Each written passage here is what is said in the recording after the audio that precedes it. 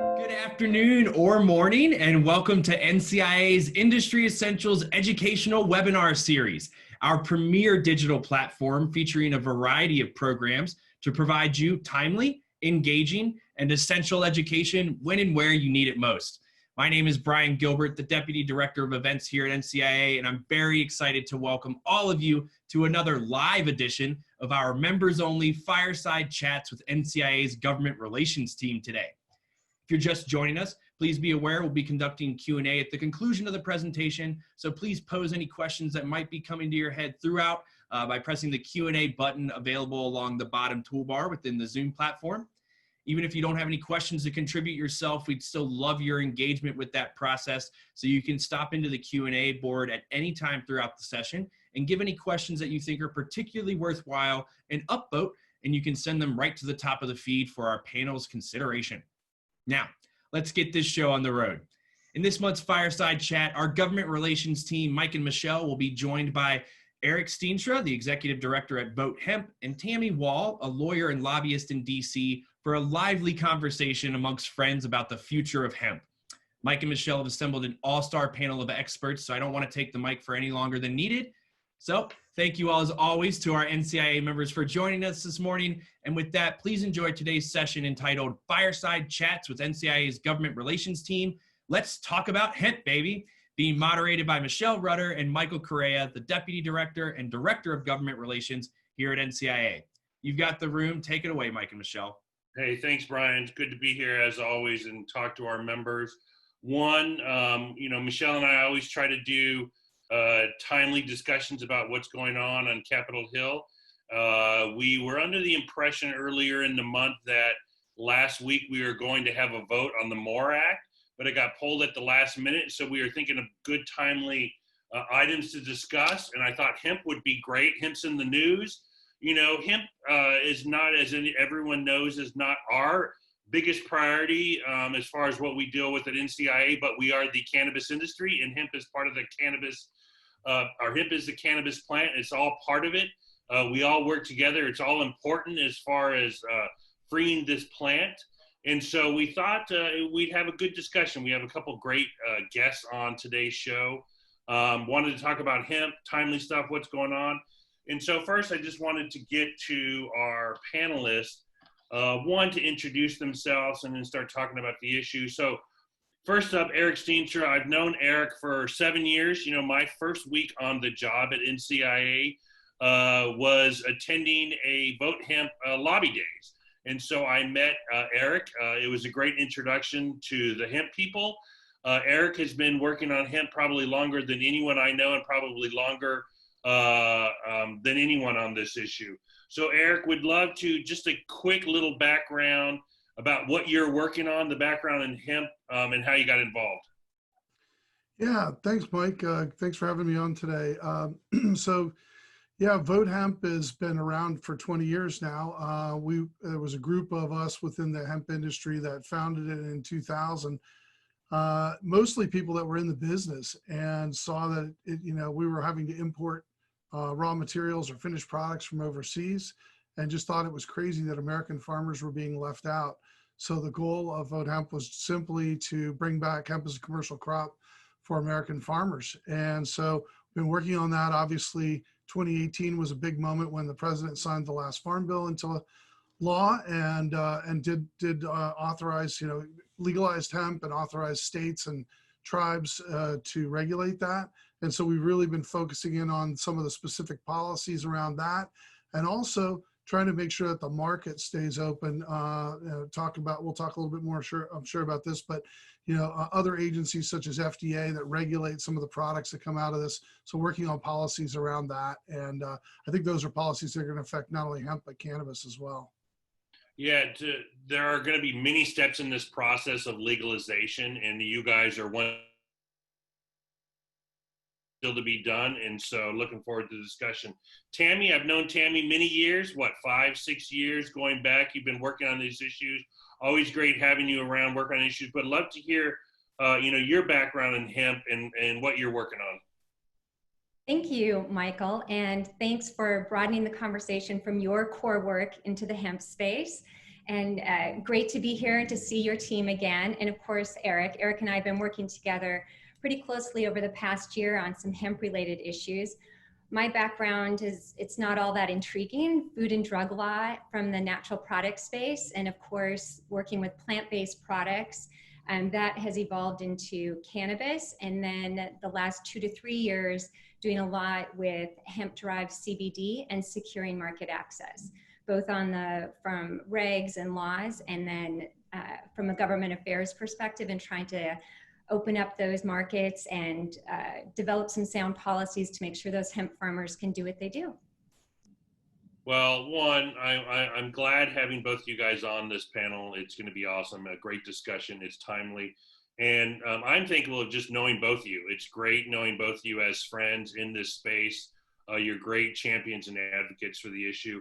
And of course, you know, I wanted to introduce my my deputy, Michelle Rutter-Freeberg, who basically runs everything around NCIA. We know that, but she's here to make me look good, which is wonderful. Michelle, I don't know if you want to start us off with a question. Yeah, thank you. Quite an introduction, Mike. I should have you introduce me everywhere we go, although I guess you kind of do, but now we don't go anywhere, though, that being said. Anyways, thank you so much, Eric and Tami. Great to have you both here. So let's just go ahead and dive right in. So I want to talk about the topic that might take the most amount of time. So I guess maybe I'm silly for starting with it, but would love to pick your guys' brain about CBD. CBD has, been its own webinar, could be its own probably webinar series. There's, no shortage of things to talk about. But, if you're, just a normal person, you might not understand all the hullabaloo about CBD. Is it legal? Isn't it legal? Tami, you already mentioned the word hemp-derived CBD. So, Eric, I see you're unmuted, so I'm going to pick on you first. Can you tell us a little bit, just give everybody sort of the lay of the land, what's going on in CBD, and then maybe, Tami, you can talk a little bit maybe about the CBD and FDA issue. Yeah, thanks, Michelle. I guess maybe the starting point for me would be just, a lot of people wonder about CBD from hemp, CBD from cannabis, and basically hemp is cannabis. And so I guess I want to just get the point out right up front that CBD derived from hemp and CBD derived from cannabis from just sort of a, it's just basic plant stance. There's no difference between it. But under the law, the way Congress passed the law to allow for hemp, any cannabis that has 0.3% THC or less is classified as hemp. And so that was legalized under the 2018 Farm Bill. And so there was actually a previous Farm Bill that had already kind of opened that door, and there were CBD products on the market. But there have been some questions about it. And I'm going to let Tami speak maybe a little bit more about some of the, the legalities and gray area on the FDA side, because I think she'd have a lot of good insights on that.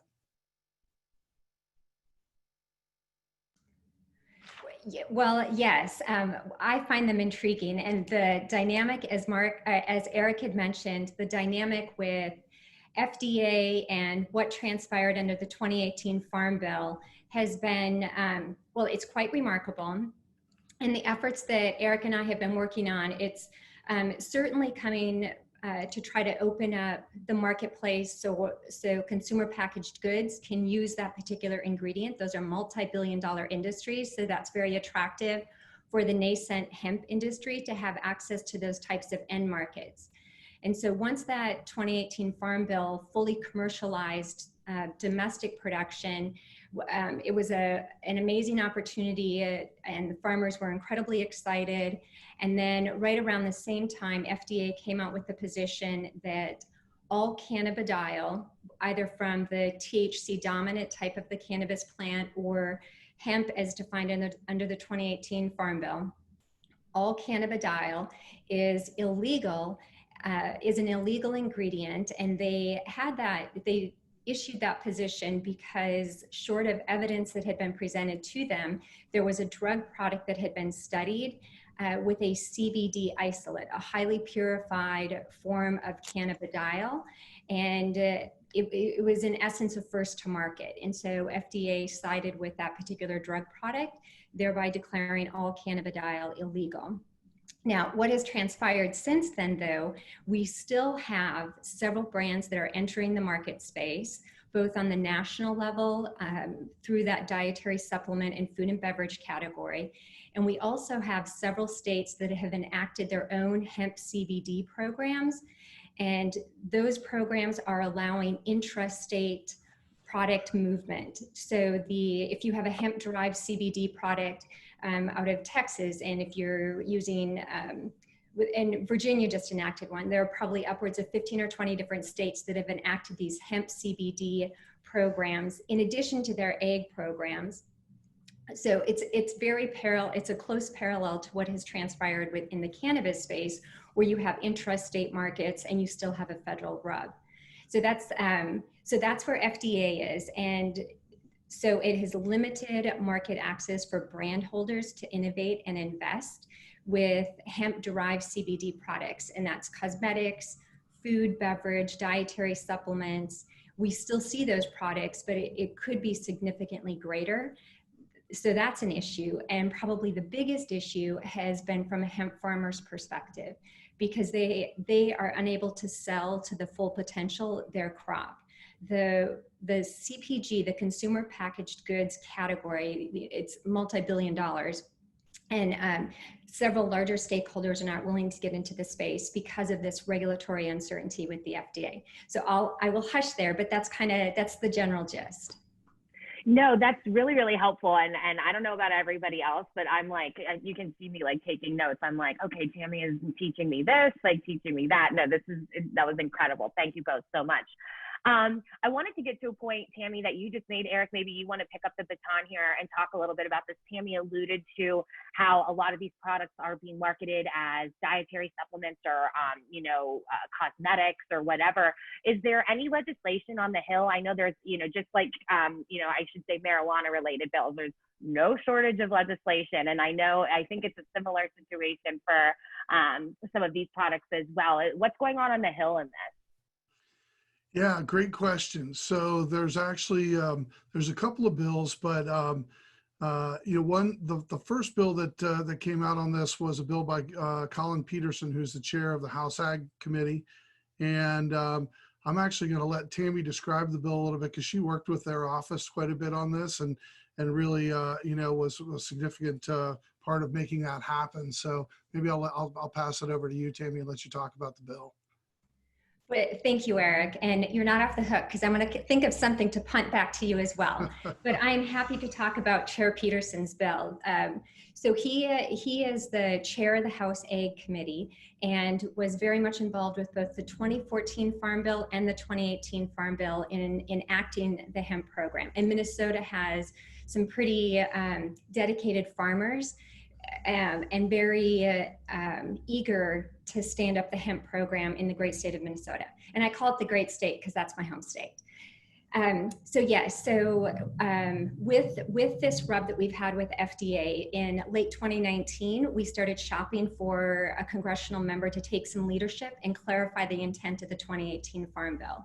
And when we met with Chair Peterson, out of the gate, he got it. He understood the issue. He pulled in the Kentucky delegation.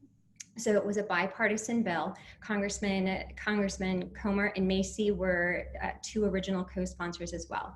And the bill is very clean and straightforward. And all it does, it takes hemp-derived cannabidiol and it creates an exception to the drug exclusion rule. And so two things on that. That is what FDA is hanging their hat on. They're saying because of this drug product out there and that this CBD isolate had been studied, we have what's in the Food, Drug, and Cosmetic Act. It's pharma takes, if they're first to market, they control the market. So it's first to market, and then you are subject to the drug exclusion rule. So it's a very short and sweet bill, and it provides an exception to the drug exclusion rule, not only for the dietary supplement category, also for the food category, which would include food and beverages. Eric, maybe anything if I could to add? just jump back in here for a second. I guess it's kind of ironic, the frustrating thing about where we are right now with the FDA is that they're not an agency that moves very quickly. And the reality is that we have these products are everywhere in the marketplace. You can find them at your grocery store. You can find them at your drugstore. You can find them at your gas stations and convenience stores. they are all over the market. And so it's, you know, from my perspective, it's always best for consumers and for the industry if FDA were actually taking an active role in asserting its regulatory authority. They have authority to regulate these products. And we want to see the products that are out there be high quality products that are meeting the same standard as any other dietary supplement or food or cosmetic on the market in terms of, you know, product testing, not having any, you know, contaminants in it, having proper labeling, an accurate amount of, you know, material. Like if you claim there's 10 milligrams of CBD in a dose, it should be, you know, there's a margin of error there, but anyways, it should be accurate, right? And so that's what we really want to see, and we're really hopeful that FDA is gonna move here, and that's what the Peterson bill was designed to do, is try to push FDA in that direction. So one, Eric, I couldn't agree more. You know, I travel around the country, and no matter where I go, gas stations, anywhere, convenience stores, I'm always seeing CBD this. And I am slightly worried that people are making claims that maybe aren't true because there's this gray area where they can get away with stuff. The good news is I don't think there's really going to be health side effects on something. They may not be getting the response or return or the effect that they were maybe hoping for. But I doubt, you know, they may not be getting their money's worth. But I do worry about, you know, snake oil dealers or whatever going on because there's this gray area in that. But I would love to sort of take a step back, you know, sort of 101 hemp. You guys got the Farm Bill. Now, the next step was waiting for each of the individual 50 states to do regulations to do something. Like, where are we at as far as that? As far as, you know, whether one state's up, one state's not? What are we waiting for? Are there certain states that are better models than others on this? And I'm going to build off of that question too, Mike, before you guys answer and talk about and ask you guys, is there a difference? We know the 2018 Farm Bill legalized hemp, but you guys have taught, you know, it's been a sticking point, I feel like, to talk about the 2014 Farm Bill versus the 2018 one. Are there any differences there too, as we talk about the states and the programs that they're implementing? Yeah, so maybe I can jump in first answering that question, Michelle. So there are definitely differences. The 2014 Farm Bill was really research and pilot programs, and it really allowed the states a lot of autonomy to how they would regulate that. And so it defined hemp as zero, you know, any cannabis of 0.3% THC or less. But then after that, it really allowed those states to do the regulation on that. And so that created some flexibility. I think that was for states, different state programs to develop around that. But now the 2018 Farm Bill is a little more stringent. They got a little more specific on how they were defining the THC measurements. And that's been a challenge for the industry. As you guys know, as you may, or I believe maybe not all your audience knows this, but most of the hemp that's being produced for CBD is grown very much like it is cannabis for medical or for adult use, in that it's grown in a horticultural model, and you're trying to produce the leaves and the flowers and maximize the cannabinoids. So when you try to maximize the amount of CBD, you're going to get the THC levels go up. And basically, we think the 0.3 is a little too low. It's not really a scientific definition in any case. And so there is a push towards a 1% definition, so hopefully before, but if not before, by the next Farm Bill. Well, and I'll pop in there just to, that's exactly correct, Eric. And then Michael, back to your original question, what has been so impressive about the 2018 Farm Bill and what the states have been able to achieve in less than 2 years' time, that's exactly correct, where states had to put in place their own regulations. But first, USDA and the Agricultural Marketing Service Division within USDA had to go through and develop the regulations, and then states had to develop their hemp program, submit it to USDA for USDA's approval, and then go back and forth within the state and stand up their individual programs. And Eric, I can let you rattle off the stats. It is incredibly impressive on the number of licensed hemp producers and the number of states that are ready to hit the ground running. Yeah. I know. And then Eric, sorry to interrupt. I just know that there are a lot of farmers out there just ready to go. There's this farmer market just ready to jump in, and I'm glad they're able to do that. Sorry about that, Eric. Oh, no problem, Mike. Yeah, it's almost too much demand. I mean, because this is it's a new crop, right? It's not a commodity yet. And so the markets are kind of, not fully established. And so what we've seen, up until 2019, demand for the raw material, then there were farmers producing it. In 2018, we had about 3,500 farmers across, 20 states or something like that. And then more states came online in 2019, and we saw the acreage jump up and the number of licenses jump up dramatically. We had almost 18,000 licenses, and there was 511,000 acres licensed, and not all that was grown. In fact, significantly less, but still, it was a huge increase. And the biggest problem was that a lot of the farmers were growing it speculatively. They didn't have a contract to sell it. They were just hoping that there would be a market at the end and that they had the right product. And so that was 2019 was a challenging year for sure for a lot of farmers. So yeah, it's still a significant amount of farmers growing it this year. And as far as the number of states, I think there's only 1 or 2 states left. I know Idaho, I think, has not yet passed a hemp bill yet. And I think Mississippi may have just passed one. I don't know if they've got a program in place, but pretty soon we're going to have all 50 states doing this. I mean, we're almost there now. You leave it up to Idaho to not do anything when it comes to cannabis reform. I'm not an expert, but I remember, buying hemp products at the grocery store for years. And I always remember the hemp products were coming from China or Canada, correct? And then second, with this, what are the rules as far as importing from other countries and exporting American hemp out? I don't know that. I would love to hear. Yeah, I mean, no question. So, I mean, up until the 2014 Farm Bill, there was no way to grow hemp legally in the United States. So everything had to be imported.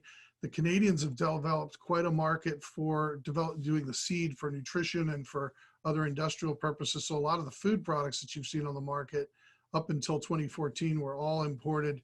And that's starting to change now. I think we've probably got 8,000 or 10,000 acres this year that were grown, mostly in northern states for the seed. For nutrition purposes and that type of thing. So I think we'll see some more changes on there. Tami, you got anything else you want to add to that?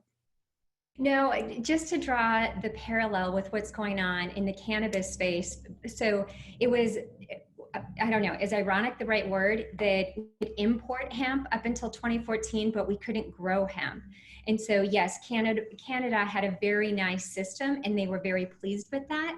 And it was high quality hemp that was coming from Canada. So it was a fine-tuned machine up there.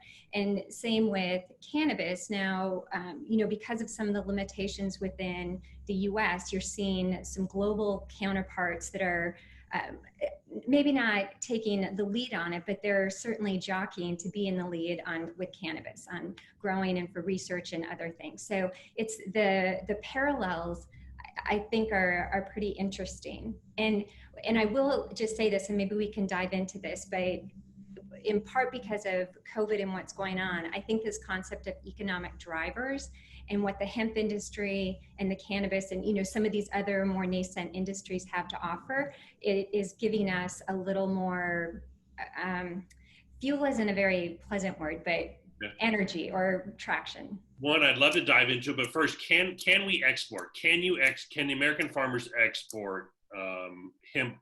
How does that work? What are the limitations? I mean, the simple answer is yes, they can. And really the only limitations, I mean, if they have a crop and it's legal, in other words, when they get ready to harvest it, they have it tested and the State Department of Agriculture or the officials say, yeah, this is legal hemp. At that point, they're eligible to export that. And the only restriction might be on the importing country, wherever they're sending it to make sure that that is a legal import on that end. But there are lots of hemp products that are being exported now. Is there an idea of the size of the market? Because I think something like that, I always look at American agriculture as one of the great exporting things, the few things America exports out there is a lot of American agricultural stuff. So is there a market on exported hemp? Definitely. Yeah. I mean, for example, in Europe, they were way behind us. Europe had focused on fiber, for example, in terms of growing hemp. So when we started developing the CBD market, a lot of the Europeans are now importing, U.S. produced CBD, and other parts of the world as well, I think. So there are definitely exports of U.S. based products that are happening right now. And I think that's I don't know the number, and I'm actually not even sure how those are classified, because normally with the tariff system, they have a classification, and I don't know if the exporters are classifying those in a way that we could track them as being CBD. There isn't a harmonized tariff code for a CBD product. Tami mentioned COVID. Tami mentioned COVID, and it got me thinking, one of the things we've been fighting for the past 6-8 months has been, these are cannabis businesses. They're essential. When Congress is doing their emergency, these essential businesses should be able to have access to loans or emergency funding like every other business in the country. Where does hemp come down on that? Are the farmers able to access some of these emergency loans? Have they been able to, or are there issues? Wait, and this is the perfect one where I'm going to punt to Eric. Not that was directed to me, because Eric and Vote Hemp, they have done tremendous work to make sure that the farmers do have access. Yeah, we did do some work on that. So there's been several CARES Act packages that came out. The first one that came out, we wrote to the Small Business Administration. We checked with the USDA, and they didn't have any program up and running right away. They got some money, but they didn't have any program. So we reached out to SBA to find out whether farmers, or specifically hemp farmers, were eligible. We got a letter back from them saying that they were not. So we immediately took that letter. We went to members of Congress, that are interested in this issue, and we urged them to make sure that farmers would not be left out specifically, and that hemp would not be left out.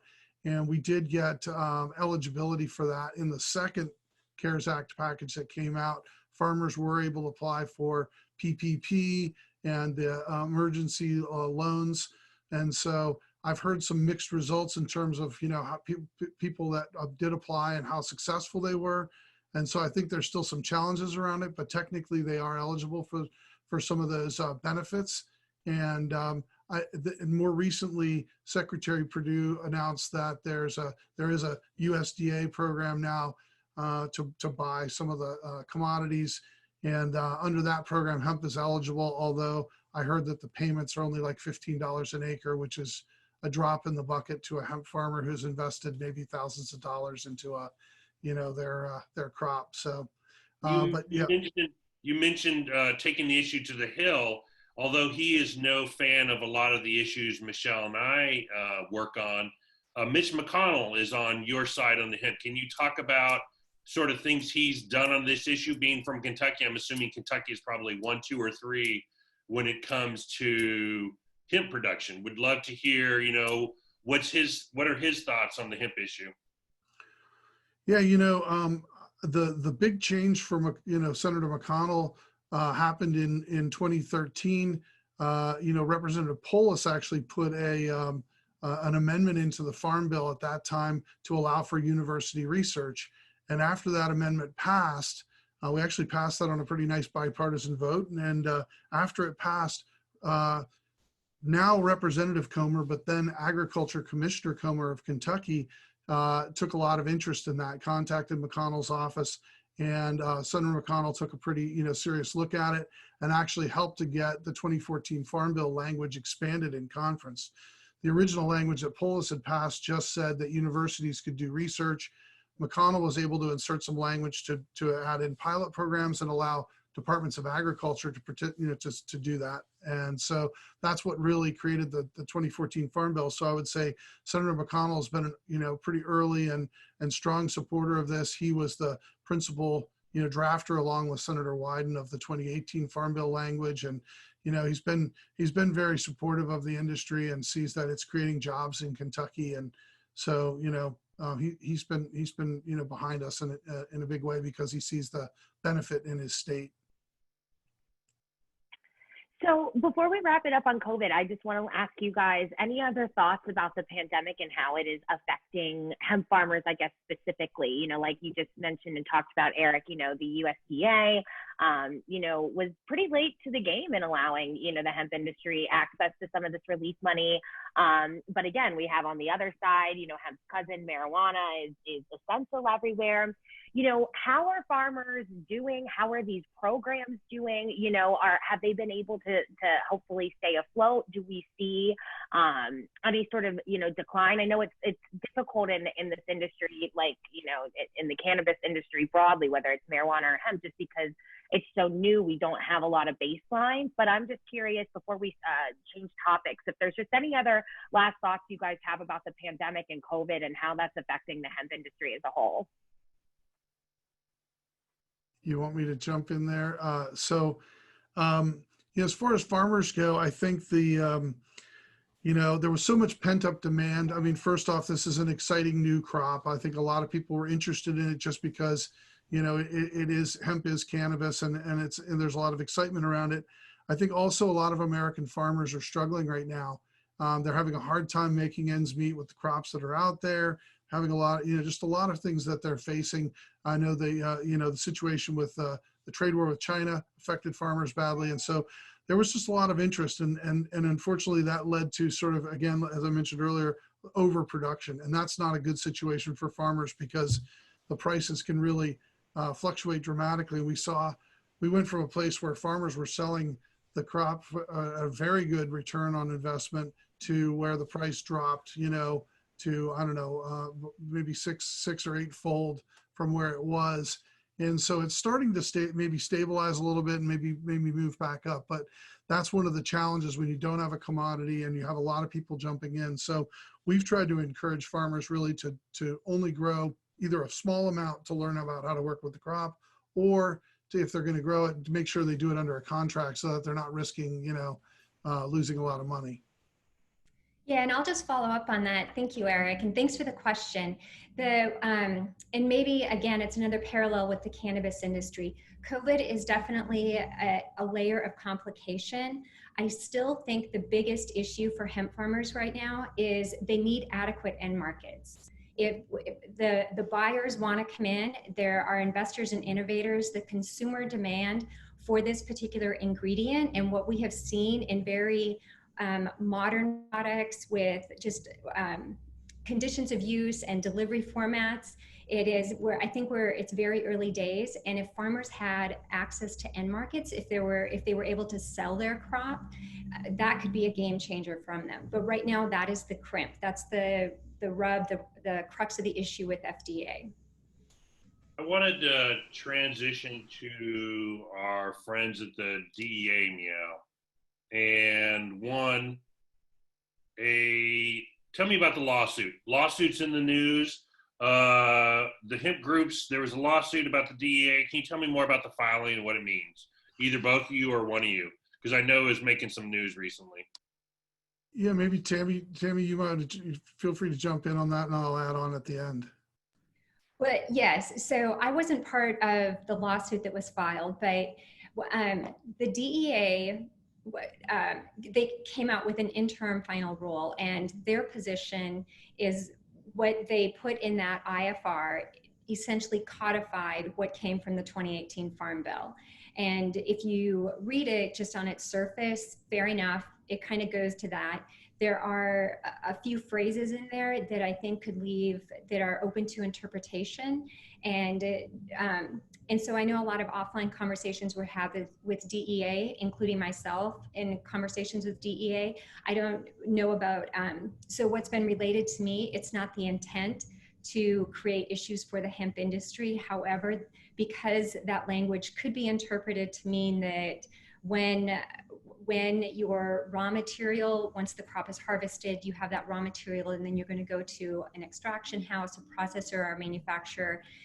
What is being done so that through that extraction, if you exceed the 0.3 THC limit, there's a concern that perhaps DEA will say, no, now you're back into that controlled substances camp. And that is where, and I'll let Eric speak to the litigation, but there was a lawsuit filed to try to clarify that.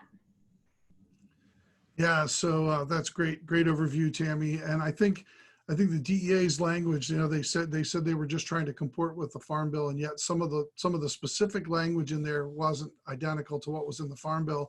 They had some new concepts there, as Tami mentioned here, with the THC levels in the processing stage. That was a big concern.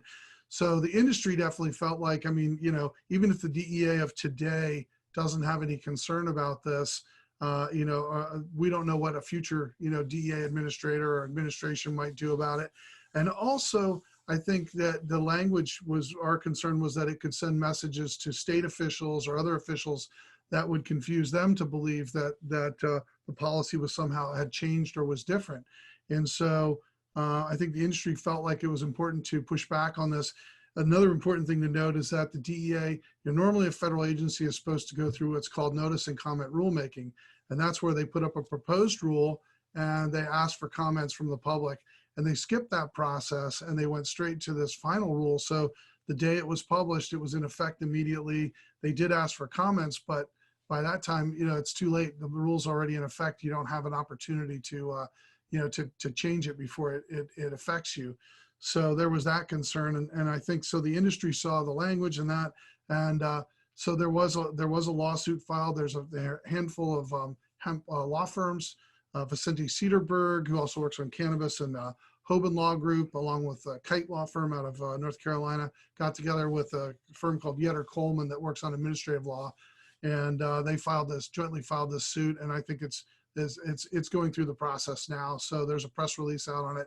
You can get some more information about the plaintiffs there. The Hemp Industries Association is a plaintiff, as well as the RE Botanicals is another firm out of South Carolina. So that's where it's at. We'll see how it goes. But I do think that DEA didn't follow the proper procedure in terms of how they approached it, and some of the language was concerning. So I think there will be pushback. Good Lord, there has been no shortage this year of stuff with. Oh, sorry, Mike, you go I ahead. was going to say the DEA slow playing something that's never happened. Right. No, Yeah. and right, no federal agency has ever slow played anything, but they seem, just to be like so interested in this issue, I guess, of course, just by their name, but, between the hemp rules, right? And then what was it like back in May, I think, I know NCIA and our policy council submitted public comments to the DEA about keeping them out of the research process on cannabis, that the DEA was, I think, stating that they wanted to get more involved. And of course, we know that they've been slow playing, dozens of research applications for I don't even know how many years now. So it's clearly on their mind. Wasn't there something though in the most recent appropriations package about the DEA and hemp, or am I getting confused here? Tami or Eric, maybe you can help me out. I feel like am I going crazy? I thought there was like an amendment that was included in the most recent CR that the House passed that had to do, I think, with keeping the rules maybe from the 2014 Farm Bill. Am I making this up? Am I losing it? I know there's been a lot going on. No, you hit the nail on the head there. Yeah, there's a provision in the House version of the CR that does say that they would extend the 20. So right now, as of today, states can operate under the 2014 Farm Bill or the 2018 Farm Bill. That expires actually at the end of this month. Mm-hmm. And so all states would have to go to these new provisions under the 2018 Farm Bill, which have more strict testing around THC. And so this piece in the CR would allow states to continue under the 2014 rules, I believe, for another year. Is that right, Tami? Well, yes, and just to pull a contrast here between I'll just say with other federal agencies, and I won't say Michael's favorite federal agency in there, but I really do want to give a shout out to the USDA and to the AMS, because when they came out of the gate, they were in uncharted territory in standing up this hemp program, and they've been very humble about that. And so when they came out, they had their regulations, and they were very quick to hear and to understand the challenges faced from all stakeholders in that life cycle in the hemp program. And so they have pivoted a handful of times, and I think this is another one where we will see what happens, but it's been so refreshing on how the AMS and the USDA, broadly the USDA, has embraced the hemp industry. Well, that's great news. Go ahead, Eric. No, I completely agree with that. And I think, Administrator Jimenez and Bill Richmond and the folks there at AMS have been great, and they really want to work with the industry and see us be successful. And one little add-on to that is that Secretary Perdue has been up on the Hill several times testifying about this, and he's noted that they'd like to do things a little bit differently and to work with the industry a little more, on this, but that their hands have been tied by the DEA and the interagency process, and that so there's a need to get the DEA sort of completely out of this. The 2018 Farm Bills basically said that the USDA secretary should consult with the DOJ, and so that put DEA in a position to sort of, in my view, interfere. Really, they've added provisions in there that have made it difficult. They made labs get registered with the DEA, for example, if they want to test for hemp, and they've had the destruction of hemp under, if you have your crop goes hot, they have to destroy it as if it's a dangerous controlled substance instead of just using normal, anyways, things like that. So it's been, we do really need to get the DEA out of agriculture and just let the USDA, but they've been great.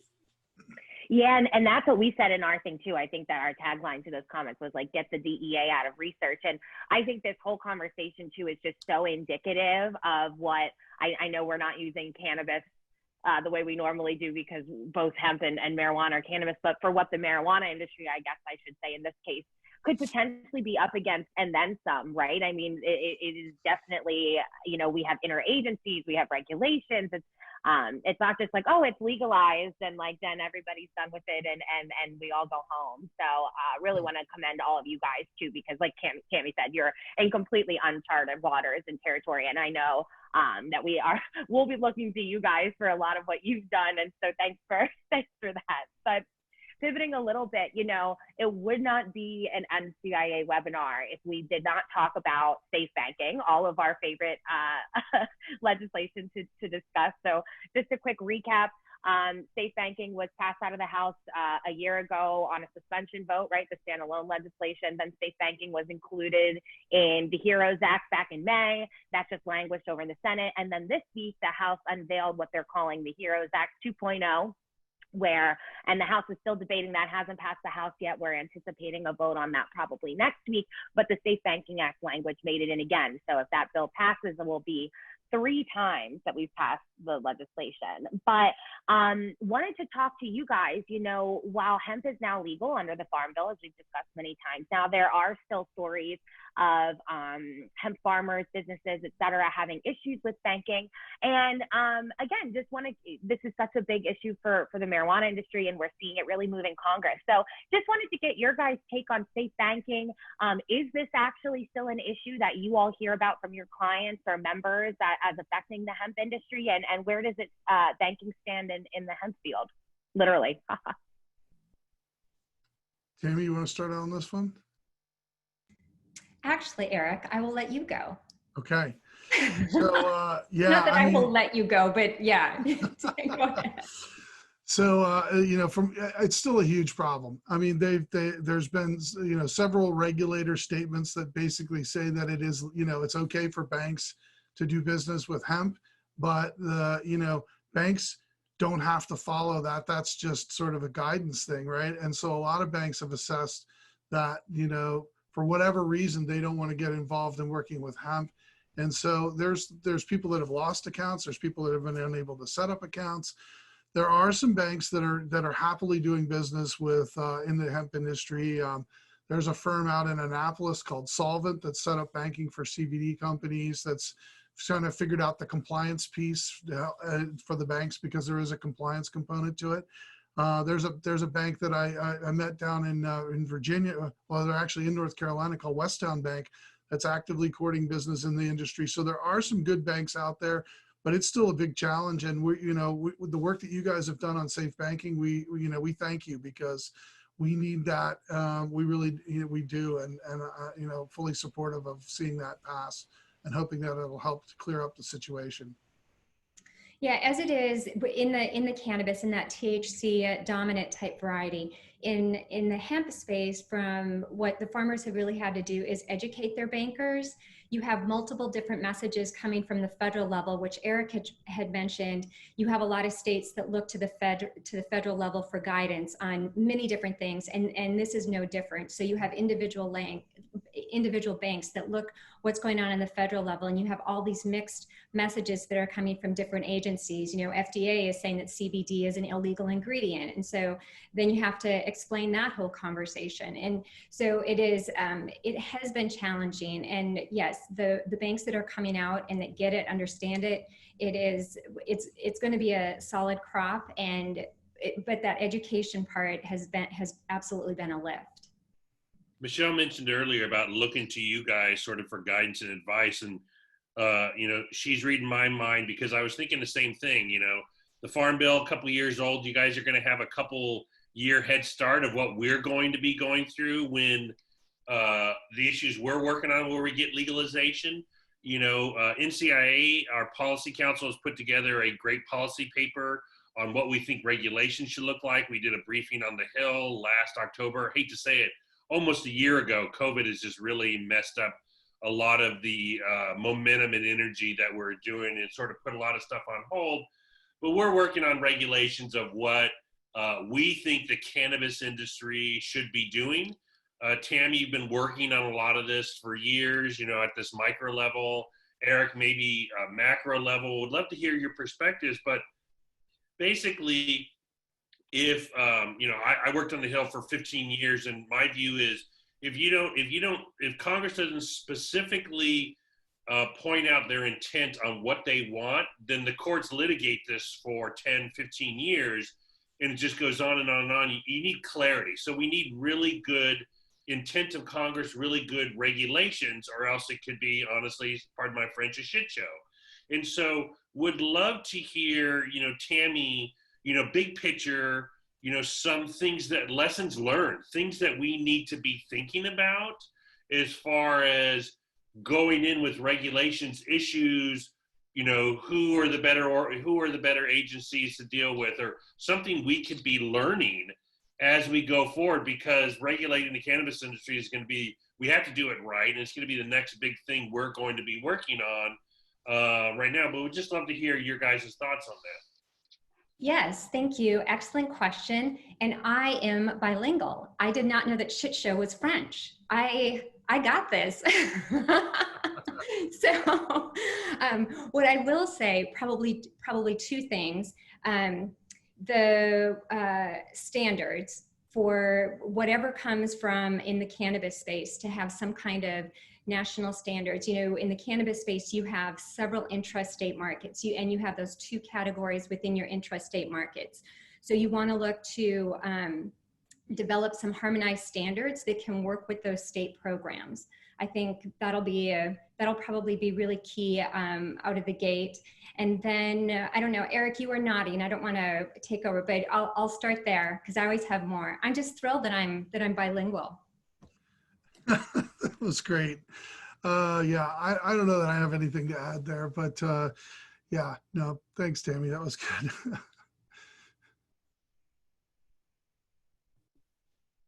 Tami, you want to keep talking on that? Yeah, and you know, the other thing and I know NCIA has done a really good job at this, but a national education campaign where, and it doesn't have to be anything super complex or involved. It could be 3 or 4 taglines, but about the plant, because to some extent in the cannabis space and hemp, even though it's very distinct, it had that shadow effect from the stigma of the cannabis plant, the 1970s propaganda machine. An education campaign to really neutralize or put cannabis in a modern mindset. And that is something that can be done right now. I mean, there are plenty of states that have these programs, and I think consumers on a very local and state level are getting it and adopting the plant and realizing that it's not an unsafe, you still need to have responsible use, but it's not such a scary plant as we've all been taught for so many decades. So I think a national education campaign will be key, because you're still resetting and somewhat rewinding certain mindsets. Yeah, what's different, than any other commodity coming onto the market, and I hate to say this is a magical plant, but it is a magical plant because there are so many different aspects of it, whether it's going to be developing creams and lotions, whether it's going to be used for health benefits, whether it's going to be used as an intoxicant and something else. There are so many different avenues and approaches versus, say, tomatoes or some other product out there that we have to make sure we do it right because it touches on so many different aspects of our lives. And you're absolutely right. We have to get past the 50, 70 years of our government lying to us about the dangers of this, and then open our mind to all the benefits. And you can slowly see all those benefits coming out where America will slowly change and come around to some of these things where they have on hemp, because I think because hemp, you take that sort of intoxicant part out of it, and then it's an agricultural commodity. It's a product, it's a food source, and it's one other thing. But I know, and let me look at the clock. I know we're winding down on time. Michelle, I don't know if you have anything you want to add, but I would love to hear, final thoughts from everyone before we end this wonderful discussion.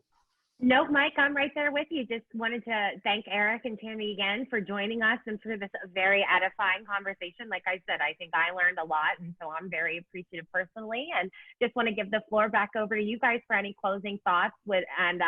Please do tell everybody how they can learn about you, the initiatives that you're involved with, and any action items.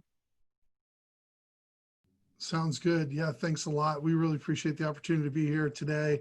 I guess in terms of, action items, we mentioned the Peterson bill earlier. I'm going to go ahead and share out a link to all the attendees here that they can go to if they want to support the bill. They can click on that link, and that would be a great, follow-up action item to help the hemp industry. Tami, you're on mute. Oh my goodness, almost through the entire session. Well, I'm bilingual, but incompetent.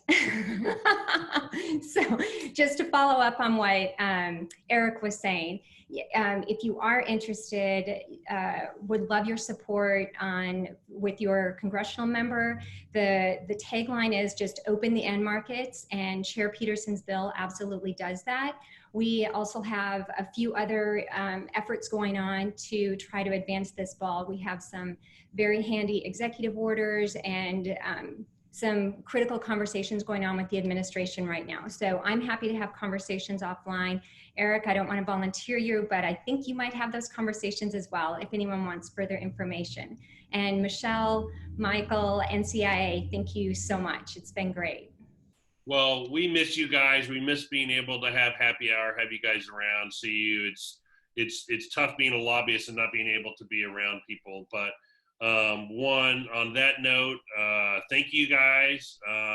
Hope to see you around pretty soon. And Brian, if you want to take it from here. Yeah, fantastic. Well, thank you all, as always, Mike and Michelle, for leading that fantastic conversation for all of our members to engage and participate in. I know that the hemp topic has been a burning interest to a lot of our members for quite some time. So I really appreciate you all dedicating our monthly members-only session to such an important topic right now.